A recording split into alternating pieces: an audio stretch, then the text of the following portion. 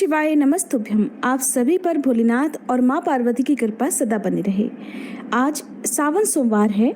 आज सुनिए सावन सोमवार की व्रत कथा। उम्मीद है आज आपने हमारे चैनल पर सावन मास महात्म्य और शिव महापुराण की कथा भी सुनी होगी। अगर नहीं सुनी है तो प्लीज जरूर सुनिएगा। अब सुनिए आज की कथा। पौराणिक कथा के अनुसार प्राचीन समय की बात है। एक गांव में एक साहूकार रहा करता था। साहूकार धनी था। उसके पास अथाह धन दौलत थी, लेकिन उसकी कोई संतान नहीं थी।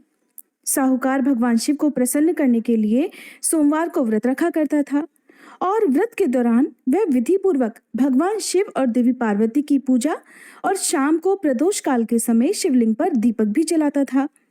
साहूकार की भक्ति और पूजा अर्चना को देखकर एक दिन माता पार्वती ने भगवान शिव से कहा कि हे प्रभु, ये साहूकार तो आपका परम भक्त है।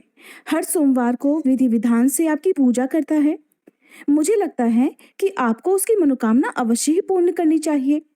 तब भगवान शिव ने देवी पार्वती की बात सुनकर कहा कि हे गौरी, ये संसार एक कर्म क्षेत्र है। जैसे एक किसान अपने खेत में बीज बोता है तो कुछ समय बाद उसे पेड़ मिलता है, ठीक उसी तरह इस संसार में आदमी जैसा भी कर्म करता है तो उसे उसका फल भी वैसा ही मिलता है। लेकिन माता पार्वती ने भोले भंडारी से दोबारा आग्रह किया और कहा, हे नाथ, फिर भी आप इसकी मनोकामना को पूर्ण कर दीजिए, क्योंकि ये आपका परम भक्त है। और अगर आप ही अपने भक्तों की इच्छा को पूर्ण नहीं करेंगे तो फिर भला भक्त आपकी पूजा आराधना क्यों करेंगे। माता पार्वती के इतना आग्रह करने पर भगवान शिव ने कहा, देवी, ये धनवान साहूकार है और इसका कोई भी पुत्र नहीं है, इसीलिए ये सदैव चिंतित रहता है। हालांकि इसके भाग्य में किसी संतान का योग नहीं है, परंतु आपके आग्रह करने पर मैं इसे पुत्र प्राप्ति का वरदान देता हूँ। लेकिन इसका पुत्र केवल 12 साल तक ही जीवित रहेगा।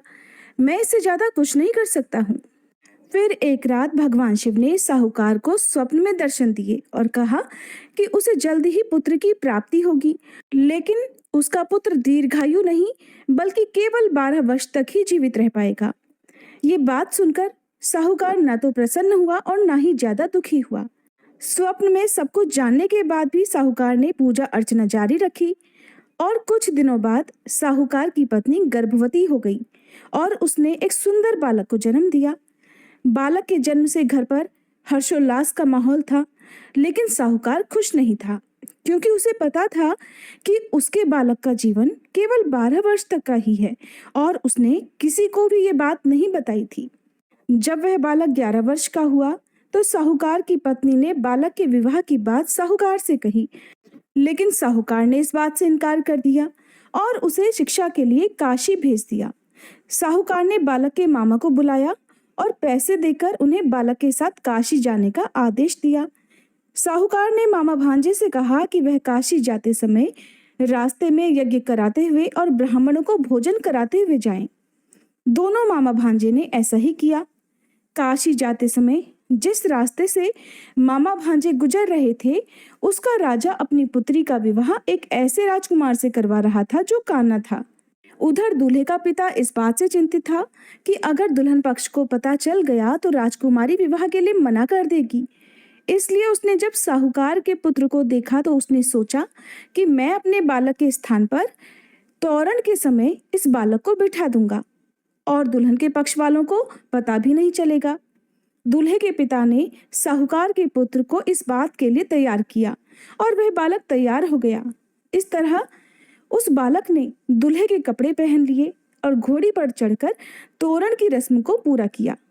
तोरण के बाद जब फेरों की बारी आई तो दूल्हे के पिता ने फिर साहूकार के पुत्र से अनुरोध किया कि वह दुल्हन के साथ फेरे भी ले ले, ताकि विवाह संपन्न हो सके और ये बात छुपी रहे। मामा राजी हो गए और विवाह समारोह भी संपन्न हो गया। विवाह संपन्न होने के बाद मामा भांजा काशी के लिए प्रस्थान कर गए, परंतु साहूकार के पुत्र ने दुल्हन के कपड़ों पर लिख दिया कि तुम्हारा विवाह तो मुझसे हुआ है, लेकिन तुम जिसके साथ विदा किए जाओगी वह एक आंख वाला आदमी है और मैं काशी शिक्षा ग्रहण करने जा रहा हूँ। जब राजकुमारी ने ये बात पढ़ी तो उसने राजकुमार के साथ जाने से इनकार कर दिया और अपने पिता से कहा कि ये मेरा पति नहीं है। मेरे पति शिक्षा ग्रहण करने काशी गए हुए हैं। जब सब जगह ये बात फैल गई तो मजबूरी में दूल्हे के पिता ने सारी बात सच सच बता दी और दुल्हन के पिता ने फिर बेटी को भेजने से इनकार कर दिया। इधर मामा भांजे दोनों काशी पहुंच गए और बालक शिक्षा ग्रहण करने लगा। तब मामा ने यज्ञ करना शुरू कर दिया। जब साहूकार का पुत्र 12 वर्ष का हुआ तब एक दिन उसने अपने मामा से कहा कि उसकी तबीयत ठीक नहीं है और वह सोने के लिए अंदर जा रहा है। साहूकार का पुत्र अंदर सोने के लिए कमरे में गया तो उसकी मृत्यु हो गई। थोड़ी देर के बाद जब मामा अंदर पहुंचे तो उन्होंने बालक को मृत अवस्था में देखा और बहुत दुखी हुए, परंतु वह रो नहीं सकते थे वरना उनका यज्ञ अधूरा रह जाता। इसलिए मामा वापस आकर यज्ञ करने लगे और यज्ञ पूरा करने के बाद और ब्राह्मणों को भोजन कराने के बाद मामा अपने मृत भांजे को देखकर विलाप करने लगे। ठीक उसी समय उसी मार्ग से भगवान शिव और देवी पार्वती जी जा रहे थे। माता पार्वती ने किसी के रोने की करुण आवाज सुनी तो भगवान शिव से कहने लगी कि हे प्रभु, कोई मनुष्य रो रहा है, चलिए उसके दुख को दूर करते हैं। तब भगवान शिव और देवी पार्वती मामा के पास गए और उन्होंने जब मृत बालक को देखा तो हैरान रह गए, क्योंकि वह भगवान शिव के आशीर्वाद से जन्मा साहूकार का पुत्र था। माता पार्वती ने कहा, हे नाथ, ये तो साहूकार का पुत्र है जिसे आपने केवल 12 वर्ष तक ही जीवन जीने का वरदान दिया था, इसलिए आज 12 वर्ष की आयु पूरी होने पर वह मृत्युलोक को चला गया। देवी पार्वती ने मृत बालक को देखा तो उन्हें दया आ गई और भगवान शिव से हाथ जोड़कर कहने लगी, हे प्रभु, आप बस एक बार इस बालक को जीवन दान दे दीजिए, वरना इसके माता पिता जीते जी मर जाएंगे। माता पार्वती के कई बार आग्रह करने पर भगवान शिव ने उनकी बात मान ली और उस बालक को जीवन दान दे दिया। साहूकार का पुत्र जीवित हो गया और मामा भांजे अपने घर की ओर प्रस्थान कर गए। रास्ते में साहूकार का पुत्र उसी शहर से गुजरा जहां उसका विवाह हुआ था। दुल्हन के पिता ने बालक को पहचान लिया और मामा भांजे को लेकर महल में आ गए। फिर दुल्हन के पिता ने एक समारोह किया और अपनी पुत्री को धूमधाम से साहूकार के पुत्र के साथ भेज दिया। उधर जब साहूकार का बालक अपनी पत्नी के साथ घर पहुंचा तो उसके माता पिता अंदर कमरे में बंद होकर बैठे हुए थे। वो सोच रहे थे कि अगर उनका पुत्र सही सलामत वापस नहीं लौटा तो वो भूख प्यास से अपनी जान दे देंगे। तभी बालक के मामा ने कमरे के बाहर आकर उन्हें बताया कि उनका पुत्र जीवित और विवाह करके वापस आ गया है। साहूकार ने बालक को जीवित देखा तो खुशी से उसका स्वागत किया और साहूकार का परिवार इस प्रकार खुशी खुशी जीवन बिताने लगा। ये सब भगवान शिव की कृपा और सोमवार व्रत का ही प्रभाव था कि साहूकार का पुत्र अल्पायु होने के बाद भी दीर्घायु को प्राप्त हुआ। इस प्रकार जो भी भक्त सच्चे मन से भगवान शिव की पूजा करके आज के दिन इस कथा को पढ़ता है अथवा सुनता है और दूसरों को सुनाता है, भगवान शिव उनके सभी दुख दूर करते हैं, उनकी सभी मनोकामनाएं पूर्ण करते हैं।